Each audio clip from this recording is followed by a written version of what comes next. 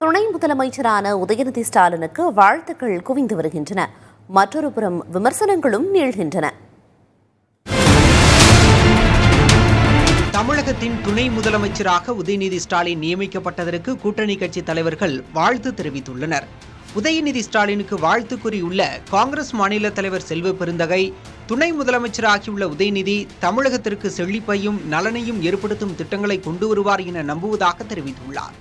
அதேபோல அன்பு இளவல் உதயநிதிக்கு வாழ்த்துக்கள் என விடுதலை சிறுத்தைகள் கட்சி தலைவர் தொல் திருமாவளவன் கூறியுள்ளார்.